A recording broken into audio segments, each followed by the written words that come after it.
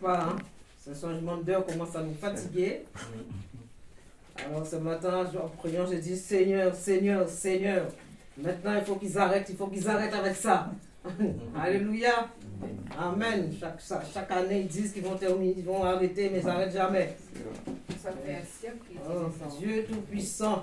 Jésus est vivant. Amen. N'est-ce pas? Amen. Alléluia. Ce matin, je vais vous poser une question.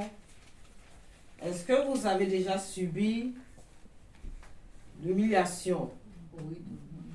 moquerie Oui. des autres? Oui. Je pense que nous tous, nous avons déjà subi ça, n'est-ce pas? Oui. Alléluia. Mais c'est ce que notre Seigneur Jésus a subi aussi. L'humiliation, moquerie des autres, insulte, bien souvent. Alléluia. Quand Jésus était sur la terre, il a reçu tous ces insultes. Et ce matin, je voudrais partager avec vous Luc 23 à partir du verset 39. Alléluia, Saint-Esprit prend le contrôle de ma bouche. Luc 23. Luc 23 à partir du verset 39.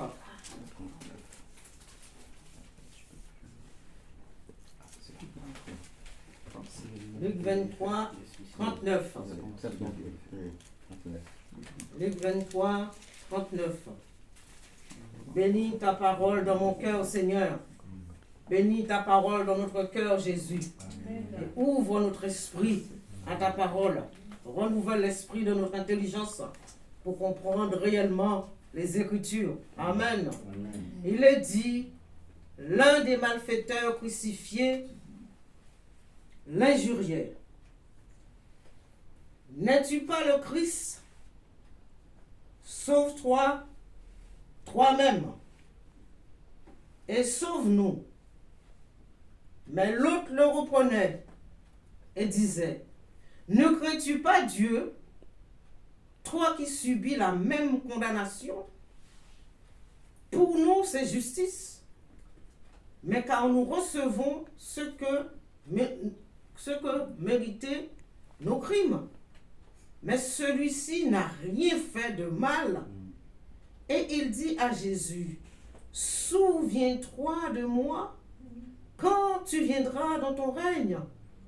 Jésus répondit, je te le dis, en vérité, aujourd'hui, tu seras avec moi dans le paradis. Amen. Amen. Le paradis existe. Amen. Alléluia. Alléluia. C'est merveilleux de savoir que le paradis existe. Amen. Amen. Nous savons que le paradis existe. Mais aussi, l'enfer existe. Alléluia. Alors Jésus, sur la croix, crucifié, entre deux brigands, entre deux malfaiteurs. Alléluia. L'un à gauche, l'autre à droite. Et l'un qui dit,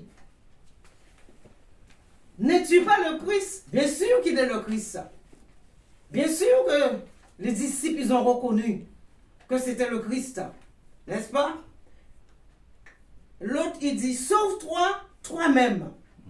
Naturellement, Jésus pouvait descendre sous la croix. Parce qu'il est le Christ. Parce qu'il est Dieu. Il pouvait descendre sous la croix. Il n'a pas fait pourquoi? Parce qu'il est venu pour un but bien précis. Jésus est venu pour un but précis, pour nous sauver, nous, les hommes, pour nous racheter, nous, les hommes. Alléluia. Donc Jésus pouvait descendre sous la croix, mais il n'a pas fait. Mais il a respecté les règles. Il a respecté ce que son père lui envoyait faire. Donner sa vie. Donner sa vie pour l'humanité. Alléluia. Jésus a donné sa vie à la croix pour l'humanité. Et cet homme brigand, cet malfaiteur, Je ne sais pas qu'est-ce qu'il avait fait. Peut-être un voleur. Voyez? Mais il dit, pourquoi tu ne te sauves pas toi-même? Et sauve-nous. Jésus pouvait le faire. Se sauver lui-même, mais sauver aussi les brigands. Mais il n'a pas fait parce qu'il est venu pour nous sauver. Amen. Il est venu pour nous apporter le salut de notre péché. Amen. Alléluia. Mais l'autre le reprenait et disait, ne crains-tu pas Dieu? Ne crains-tu pas Dieu? Alléluia. Nous voyons entre ces deux malfaiteurs l'un qui veut que Jésus puisse le sauver, mais en même temps, il n'a rien à faire avec Jésus. Il ne craint pas Dieu. L'autre, à côté, qui dit, mais écoute, ne crains-tu pas Dieu? Tu es en train de l'insulter. Tu es en train de dire des choses. Mais ne crains-tu pas? L'autre, il a reconnu que Jésus-Christ est Dieu lui-même. Amen. Ça a été une inspiration de Dieu lui-même pour ce malfaiteur qui a reconnu que Jésus-Christ est Dieu lui-même. Amen. Alors, pour nous, c'est justice. Bien sûr, c'est justice. Lorsqu'on vole, on nous met pas en prison. À moins que celui qu'on a volé retire sa plainte. Comme ça, tu ne vas pas prison. N'est-ce pas? Quand tu vas dans le magasin, tu as volé quelque chose, on t'arrête, on appelle les flics et ils viennent. Alors, soit tu rends le truc, ou tu vas commencer à contester, non, j'ai pas volé, mais comment tu dis que tu n'as pas volé, tu as le truc sur toi, on retrouve que tu as le truc sur toi et tu dis que tu n'as pas volé. Vous voyez? Donc c'était des malfaiteurs. Donc, mais lui, il ne craignait pas Dieu. Voyez? Donc, quand tu voles, on vient. On t'arrête. On appelle les flics. Après, on t'emmène au poste. Alors, il faut que celui que tu as volé puisse retirer sa plainte pour ne pas faire la prison. Alléluia. Mais ces deux malfaiteurs, là, il n'y avait pas de prison pour eux. Là, c'était la mort directe. C'était la mort directe à la croix. Jésus au milieu. L'un à gauche, l'un à droite. Il y en a un qui reconnaît en Jésus qu'il est Dieu lui-même. Alors il lui dit, oh là là là là là là. Il dit, l'autre dit, ne crains-tu pas Dieu, toi qui subis la même condamnation? Pour nous, c'est justice. Et il reconnaît que pour eux, c'est justice. Il reconnaît que réellement, voilà, nous, on a fait ça. Nous méritons la mort. Mais lui, qu'est-ce qu'il a fait? Effectivement, Jésus a fait quoi? Jésus n'avait rien fait. Jésus n'avait rien fait pour se trouver à la croix. Mais il s'est retrouvé à la croix. Pourquoi? En disant la vérité, en prêchant la bonne nouvelle, en proclamant qu'il est le Fils de Dieu. C'est pour ça que Jésus s'est retrouvé à la croix. Mais les hommes n'avaient rien compris en fin de compte. La stupidité des hommes, ils n'avaient rien compris. Ils n'avaient pas compris que Jésus était venu pour une mission, pour les sauver. Ils n'avaient pas compris ça. Donc ils ont dit, non, nous on va le crucifier parce que c'est blasphème. Il blasphème, il se proclame le Fils de Dieu tout en sachant, en disant que Dieu n'a pas de fils. Dieu n'a pas de fils. Mais Jésus est là dès la création du monde. Dieu dit, faisons l'homme à notre image. Dieu parle quoi? Il parle au pluriel. Faisons l'homme à notre image. Ça veut dire que Jésus était déjà là. Le Saint-Esprit était déjà là. Voyez? Et l'homme n'a rien compris jusqu'à maintenant. L'homme ne comprend rien toujours. Il n'a pas compris que Jésus a donné sa vie pour lui sauver. Il n'a pas compris que Jésus a donné sa vie pour qu'il puisse retrouver son identité. Parce qu'au départ, ils ont désobéi. Au départ, il y a eu la désobéissance de Dieu. Adam et Ève ont péché devant Dieu. Désobéissance, c'était un péché, c'est devenu péché devant Dieu. Il a fallu quelqu'un pour payer le prix, pour nous ramener à l'état normal des choses, à la création. Bien sûr, les choses continuent, la méchanceté continue. Les gens continuent à s'entretuer, les gens continuent à s'insulter, les gens continuent à s'injurier. La révolte, il y en a. Et de plus en plus, il y aura de révolte. De plus en plus, vous allez voir, la violence, ça continue. Tant que Dieu n'est pas venu rétablir les choses, il y aura toujours ce genre de choses, tout ce qui se passe sur la terre. Et nous vivons la fin des temps. De plus en plus, la violence continue. De plus en plus, les gens deviennent aigris, énervés. Mes amis, nous qui connaissons le Seigneur, restons dans la paix de Dieu. Il ne faut pas regarder ce qui se passe autour de nous. Rien ne changera. C'est Dieu lui-même qui viendra changer les choses. Ne pensez pas que l'homme va changer quelque chose. L'homme ne changera rien. La société change. Tout change. On passera de président à président tous les 5 ans. Mais ils ne changeront jamais rien. Mais Jésus est venu pour un but bien précis. Donner sa vie pour nous sauver. Alléluia. Amen. Amen. Vous n'êtes pas content que Jésus vous a sauvé si vous êtes là. C'est parce que, alléluia, Alléluia. vous avez cru. Vous avez cru à Jésus qui a donné sa vie à la croix. Alléluia. Alors, il dit pour nous, c'est justice. Car nous recevons ce que nous méritons, nos crimes. Donc il reconnaît. L'autre reconnaît que pour eux c'est justice. L'homme reconnaît que maintenant c'est fini, c'est la fin. On ne peut pas descendre sous la croix. Parce qu'on va mourir. Et Jésus qui se trouve au milieu d'eux. Il dit, mais celui-là, celui-ci n'a rien fait de mal. Il n'a rien fait de mal. Et il dit à Jésus, oh là là, la phrase merveilleuse. Il dit à Jésus, souviens-toi de moi. Souviens-toi de moi. Dieu se souvient de nous. Dieu se souvient de toi. Amen. Quelles que soient les difficultés, quel que soit le problème que tu as, Dieu se souvient de toi. Alléluia. Donc il dit, souviens-toi de moi quand tu viendras dans ton règne. Alléluia. Croyez-vous que Jésus va revenir? Alléluia. Croyez-vous que Jésus va revenir? Amen. Hey, tu crois que Jésus va revenir, mon petit? Tu crois? Ouais. Non? Ouais. Tu crois que Jésus va revenir? Alléluia. Amen. Amen. Il faut Amen. croire que Jésus reviendra régner sur la terre. Jésus a promis qu'il reviendra. Il a dit, je reviendrai vous chercher afin que vous soyez avec moi là où je suis. Où est Jésus? Où? Au paradis. Alléluia. Vous voulez pas être au paradis? Moi je veux être au paradis. Tant pis pour vous. Moi je veux être au paradis. Vous voulez pas être au paradis? Vous voulez rester sous la terre? Moi non, je ne veux pas rester sous la terre.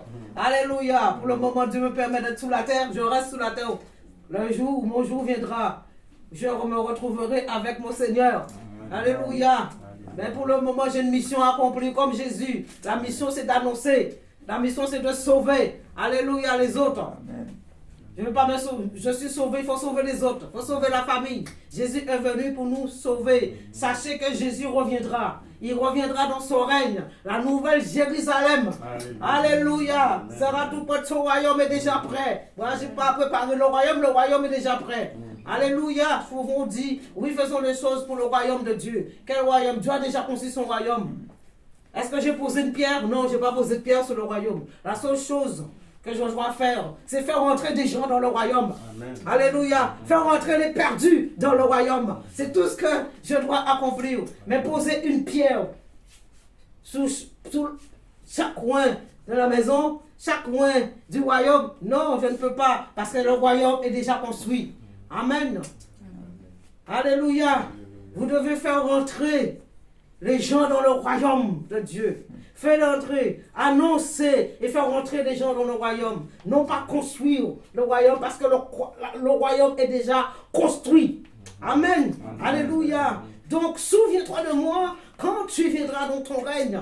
Jésus lui répondit, je te le dis, en vérité, en vérité, en vérité. Alléluia. Jésus lui répondit, en vérité, en vérité, aujourd'hui, tu seras avec moi dans le paradis. Amen, alléluia. Aujourd'hui, tu seras avec moi dans le paradis.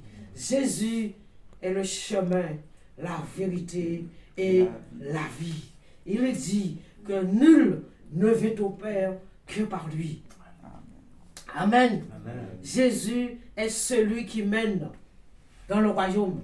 Jésus est celui qui fait rentrer dans le paradis. Amen. Alléluia. Alors il est dit, aujourd'hui, il n'a pas dit demain. Hein. Voyez, aujourd'hui. Le mot aujourd'hui revient souvent dans la parole de Dieu. Alors quand Dieu nous parle, il ne nous dit pas demain, il nous dit aujourd'hui. Si aujourd'hui tu entends ma voix, n'endurcis pas ton cœur. Donc il ne te dit pas si demain tu entends ma voix, endurcis ton cœur. Hein?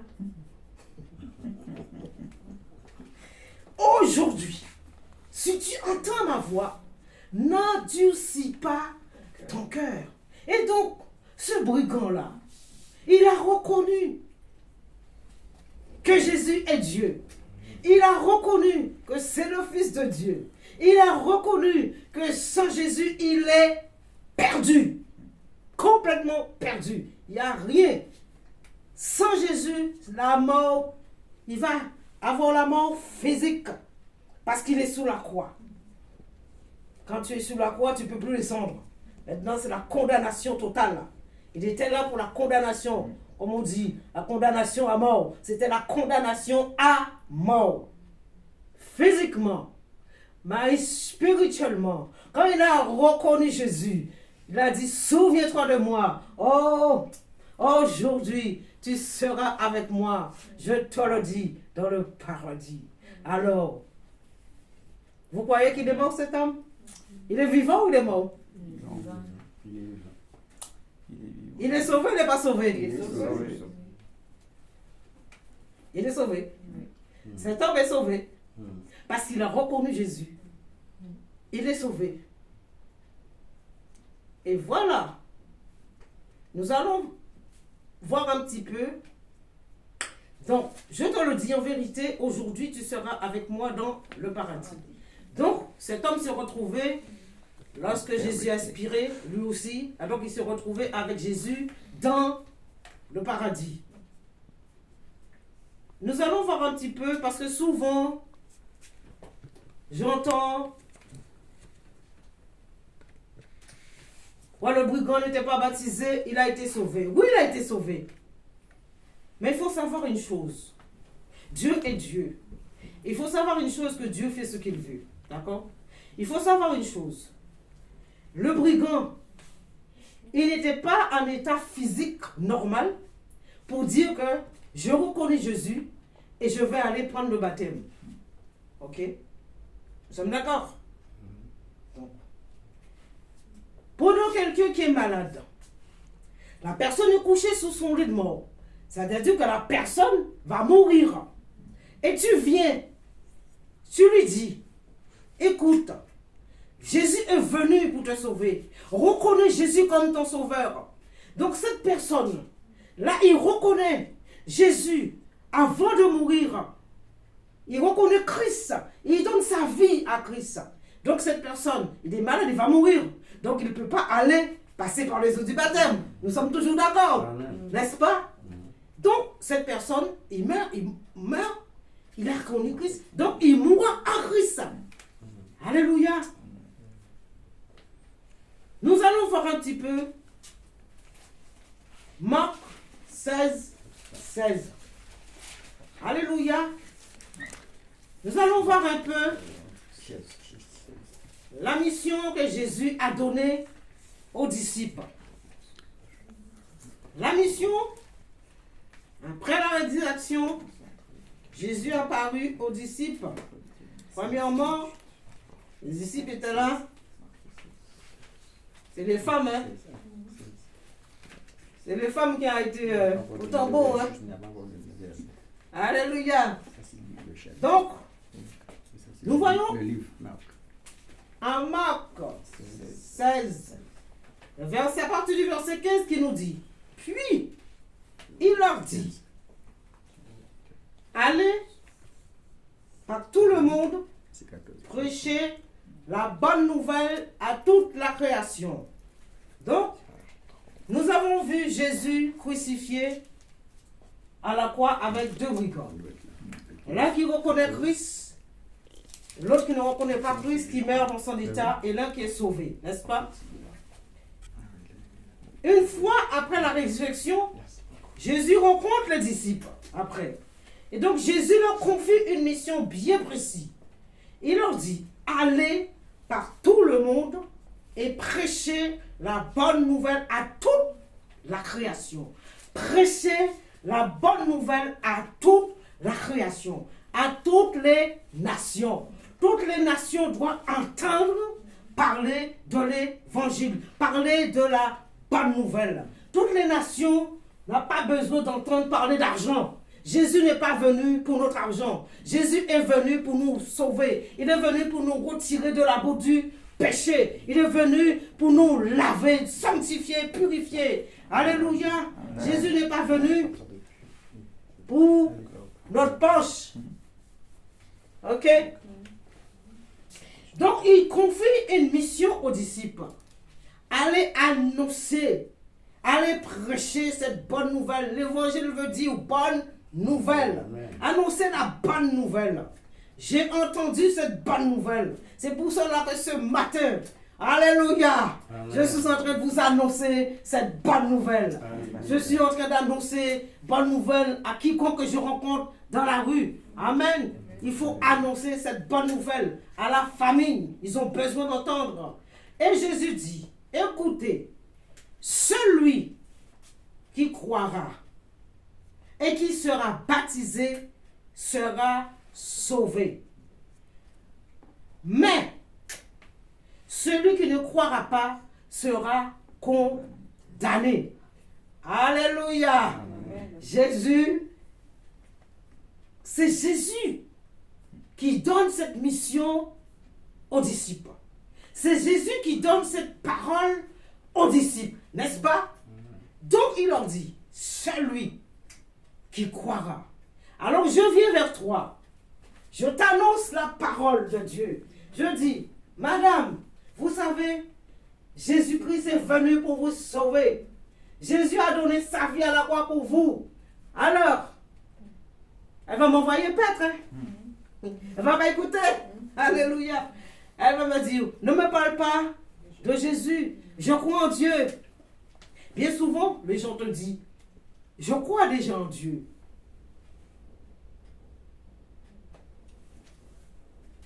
Celui qui ne croira pas sera condamné.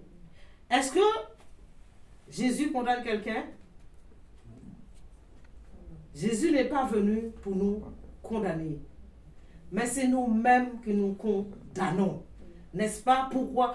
Parce que quand tu annonces la parole de Dieu, quand tu dis aux gens que Jésus est venu te sauver, ils te disent, laisse-moi, je ne veux pas entendre parler de ton Jésus. Alors, ils rejettent Jésus. À partir du moment que tu as rejeté, à partir du moment que tu ne crois pas, toi-même tu as amené la condamnation sur ta vie. Alléluia. C'est la personne même qui amène cette condamnation sur sa vie. Ce n'est pas Dieu. Dieu ne condamne personne. Mais il a donné son Fils pour te sauver. Alléluia. Et il dit, celui qui croira et qui sera baptisé sera sauvé. Et souvent, j'entends dire, ce n'est pas le baptême qui sauve. Alors les gens vont chercher pour te dire que ce n'est pas le baptême qui sauve. Les gens vont chercher la phrase du brigand et te dire, oh, le brigand n'a pas été baptisé. Il faut comprendre le contexte, que le brigand n'était pas en situation pour aller se faire baptiser. Le brigand est en situation de mort, condamnation. Il ne pouvait pas descendre de la croix pour aller. Mais le brigand a reconnu que Jésus-Christ est Dieu, que Jésus-Christ est venu pour le sauver. Et donc, il a reconnu Christ. Et ce que Dieu nous demande, c'est reconnaître Christ. Quelqu'un qui va mourir reconnaît Christ. Il n'a pas besoin de descendre dans les eaux du baptême pour être sauvé. Mais toi, physiquement, tu es en bonne santé. Tu marches. Alléluia. Tu es en bonne santé. Alors tu marches. Chaque jour, tu te réveilles. Tu as entendu parler de Jésus. Vous savez, il y a des gens qui viennent à l'église, à l'assemblée, des années. Ils ont entendu. Ils sont en bonne santé. Ces gens-là ne sont jamais baptisés. Il y a des gens. Il y en a qui viennent des années. Ils sont là dans l'assemblée. Ils ne prennent pas de décision. Il faut prendre une décision. Le brigand a pris une décision. Voyez, il faut prendre une décision avec Christ. Il a reconnu Christ, donc il a pris cette décision de dire à Christ, souviens-toi de moi quand tu seras dans ton règne. C'est ça la décision. Il faut prendre cette décision quand tu es en bonne santé. Tu te réveilles le matin, tu vas travailler. Le lendemain, tu te réveilles, tu vas travailler, mais tu vas à l'assemblée, tu entends, tu aimes chanter. Mais tu ne prends pas la décision. Et quand tu mourras, tu diras quoi à Dieu? Mais j'étais là tout le dimanche, Seigneur. Tout le dimanche, j'entendais. Mais Dieu te dira, mais tu n'as pris aucune décision. Tu es là.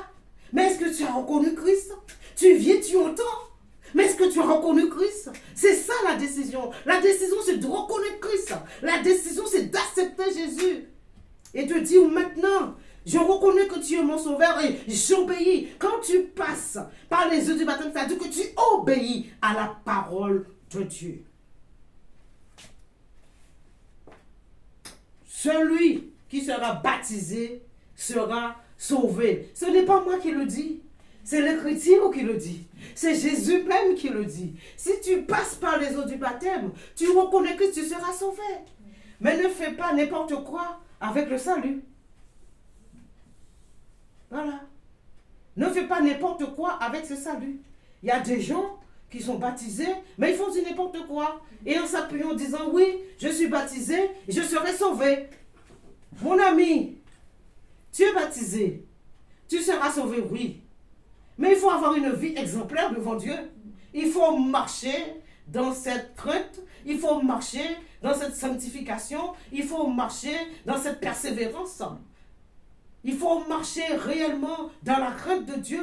Il ne suffit pas de dire, je suis sauvé, oui, Jésus l'a dit, tu seras sauvé. C'est la parole, il a dit. Mais il y a un prix à payer maintenant. Le prix à payer, c'est de marcher réellement dans la sanctification. C'est ça le prix à payer. Le prix à payer, c'est éloigne-toi du péché. Alléluia. Le prix à payer, tu éloignes le péché loin de toi. Éloigne-toi tout ce qui est péché. Alléluia. Tu seras sauvé si tu marches dans cette droiture de Dieu. Amen. Celui qui ne croira pas sera condamné. On sait que celui qui ne croit pas est déjà condamné. C'est lui-même qui attire la condamnation sur sa vie. Nous pouvons beau prier pour les gens. Si la personne dit qu'il ne croit pas, tu ne peux pas le forcer à croire. Parce qu'il a déjà mis la condamnation sur sa vie. C'est ça que Dieu dit. Alléluia. Après, Jésus continue. Il leur dit, voici les miracles qui accompagneront ceux qui auront cru. En mon nom, ils chasseront les démons. Aïe, aïe, aïe, combien qui chassent des démons? Chassez des démons, vous? Vous avez plus peur de... Oh, alléluia, Seigneur. Vous avez plus peur des démons ou les démons ont peur de vous? Alléluia. Dieu sera béni.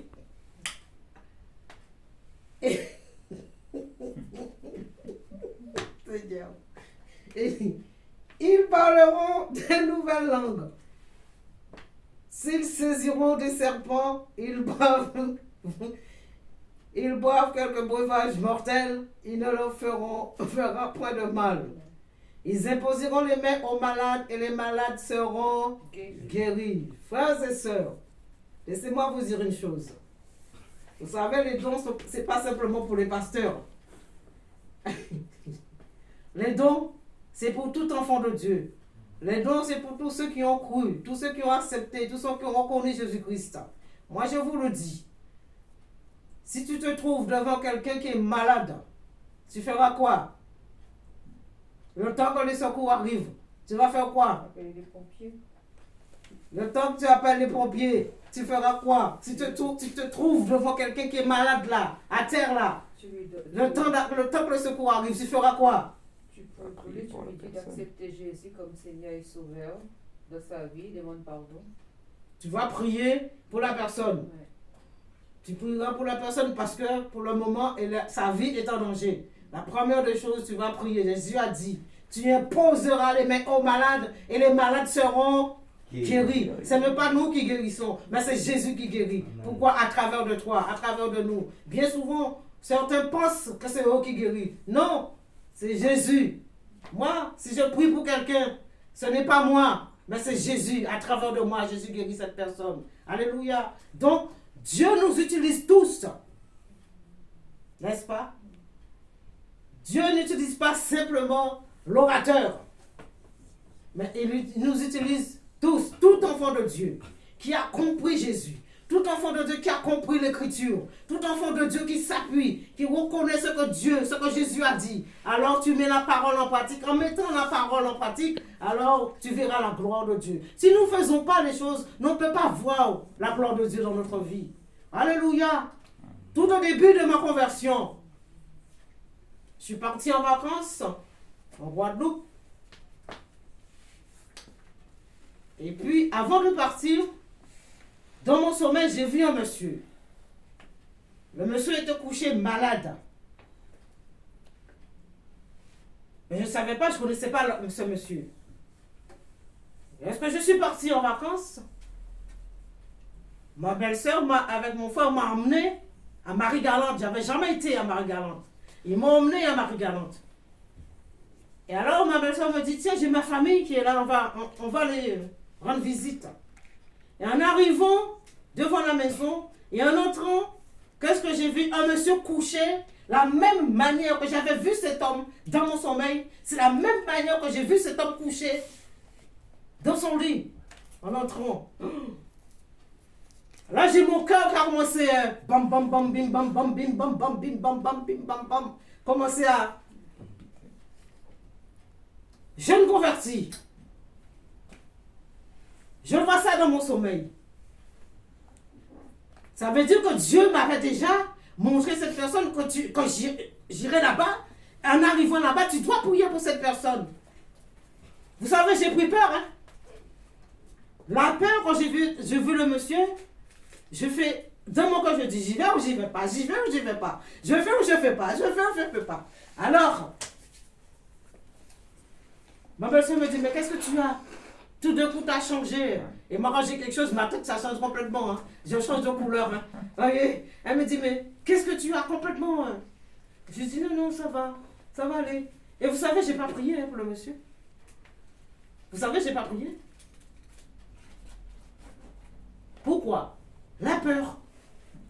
J'ai pris peur. Parce que j'étais jeune converti, je ne savais pas encore. Donc j'ai pris peur. Mais lorsqu'on est reparti, j'étais triste. J'ai eu cette tristesse qui m'a envahi. Je ne me sentais pas bien. J'étais malade à l'intérieur. Et lorsqu'on est rentré, j'étais dans la chambre. Me mise à genoux, je commençais à prier. Je commençais à pleurer devant Dieu. Je dis, Seigneur, pardonne-moi. Tu m'as montré ça, mais j'ai pris peur, Seigneur. Je ne savais pas quoi faire. La peur m'a envahi. J'ai demandé, vous savez, je suis restée 1 semaine dans la tristesse. Parce que je n'avais pas obéi à Dieu. Je n'avais pas obéi. Et souvent, lorsque le Seigneur nous parle, nous montre quelque chose, On ne le fait pas, on désobéit. Et j'ai demandé pardon pendant toute une semaine. Après, Dieu m'a dit, ça va, j'ai compris. Je te pardonne. Et vous assure, après ça s'est reproduit. Alléluia. Oh, Jesus. Après ça s'est reproduit. Oh mon Dieu. Et cette fois-ci, j'étais en maison de repos. Parce que j'étais très fatigué. J'étais parti en maison de repos. Et en maison de repos, j'avais déjà pris un petit peu de maturité. Vous savez quand là, j'avais pris de la maturité spirituelle maintenant. Et là, maintenant, ce feu-là commence à agir dans ma vie, là. Oh, Jesus. Alors, j'ai pris, j'ai dit, Seigneur, je vais dans cette maison de repos pour me reposer. Mais j'emmène 4 Bibles. Je veux trouver 4 personnes pour parler de toi et pour remettre ces 4 Bibles. Et on est parti. Je suis parti en maison de repos à Nice. Là, j'ai vu une dame. On allait prendre le petit déjeuner le matin. Je voyais cette dame était toujours seule, assise. Personne ne parlait pour elle. Alors j'ai dit, toi là, j'étais en train de l'observer. J'ai dit, toi là, je t'aurai. Alléluia. Alors, quand je l'ai vue, je suis parti. Le lendemain, je suis parti à côté d'elle. J'ai dit, bonjour madame, ça va? Elle me dit, bonjour. J'ai dit, vous allez bien? Elle me dit, oui, ça va. Alors j'ai dit, mais vous souffrez madame, hein? Elle me dit, oui, comment vous savez que je souffre? J'ai dit, c'est parce que je sens en vous que vous avez une souffrance. Alors elle me dit, oui, j'ai toute ma dentition qui me fait mal. J'ai très mal. Alors je dis, madame, vous voulez que je prie pour vous? Alléluia. Maintenant, la force de Christ, le Saint-Esprit, ça chauffe là. Ça commence à chauffer. Alors, elle m'a dit, je dis non. Elle m'a dit, venez dans ma chambre. Alors je dis, je viendrai dans votre chambre. Alors je suis parti, on était dans sa chambre. Donc j'ai prié pour elle. Lorsque j'ai prié pour cette femme, le lendemain matin, elle est venue, elle m'a dit, vous m'avez fait quoi là? Elle m'a dit, vous m'avez fait quoi? J'ai dit, mais quoi? Je ne vous ai rien fait. J'ai juste simplement prié pour vous. Elle m'a dit, oui, effectivement, j'ai plus mal. J'ai plus mal. Mais vous savez, le soir, lorsque je dormais, mon ventre, ça montait, ça descendait, ça montait, ça descendait, ça montait, ça descendait. J'ai dit, oh là là. J'ai dit, ah bon? Elle m'a dit, oui, madame. Je ne sais pas qu'est-ce que vous m'avez fait. Mais en tout cas, après, je suis partie aux toilettes. J'ai senti quelque chose qui est parti. J'ai dit, madame, mais Dieu vous a délivré. Alléluia. J'ai dit, madame, Dieu vous a délivré. Non seulement vous avez des problèmes d'audition, il vous a guéri, mais il y avait quelque chose en vous, donc il vous a délivré. J'ai dit, c'est l'Esprit de Dieu qui vous a travaillé, qui vous a touché la nuit, qui a agi. Elle m'a dit, je transpirais, j'avais chaud. Alléluia. Oh, Jésus, mon Dieu, Dieu agit. Dieu a délivré cette femme. Je lui ai donné une Bible. Et cette femme a donné sa vie à Jésus. Alléluia. Je dis, Seigneur, je ne vais pas me faire avoir. Cette fois-ci, là, je vais te voir à l'œuvre dans ma vie. Et j'ai vu la main de Dieu à l'œuvre dans ma vie, dans cette maison de repos. Une dame morte ressuscitée, le temps que le docteur arrive. J'ai prié, j'ai dit, Seigneur, tu la ramènes à la vie. Et Dieu l'a ramenée à la vie. Lorsqu'elle s'est réveillée, elle me dit, mon ange, tu es mon ange. Elle a commencé à me toucher le visage. Tu es mon ange. Tu es mon ange. Dieu te bénit. Tu es mon ange.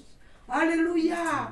Faisons les choses selon la parole de Dieu. Et lorsque j'ai commencé à lire cette parole-là, Jean-Marc 16. Oh, j'ai dit voilà. Il faut mettre cette parole en pratique, mes amis. Quelles que soient devant les difficultés, quel que soit là où vous vous trouvez, quelqu'un est malade devant vous. Imposez les mains. Dieu a dit, vous imposerez les mains aux malades. Ne faut pas réfléchir. Il ne faut pas avoir peur. Il ne faut pas dire que c'est moi. Non. Sachez, il t'a dit, tu imposeras les mains aux malades et les malades seront guéris. Ça, c'est ce que c'est Jésus qui guérit. Amen. Ce n'est pas toi, tu n'es simplement un instrument entre ses mains. Nous sommes simplement un instrument entre les mains du Seigneur. Il nous utilise pour la gloire de son nom. Les gens ont besoin de miracles. L'Église n'a pas besoin de miracles. Nous, bien souvent, nous avons besoin de miracles. Dans l'église, non. Les gens dehors, ils ont besoin de miracles. C'est les gens du dehors qui ont besoin de miracles. C'est les gens du dehors qui ont besoin de savoir que notre Dieu est vivant, que Jésus-Christ est vivant, que Jésus agit à travers de nous. Montrons au monde que Jésus est vivant, il est ressuscité. Alléluia. Béni soit l'Éternel.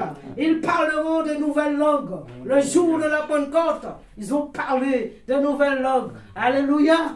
Dieu soit béni. Et il dit que le Seigneur, après leur avoir parlé, fut enlevé au ciel. Et il s'assit à la droite de Dieu. Et il s'assit à la droite de Dieu. Sachez que Jésus-Christ n'est pas dans le tombeau.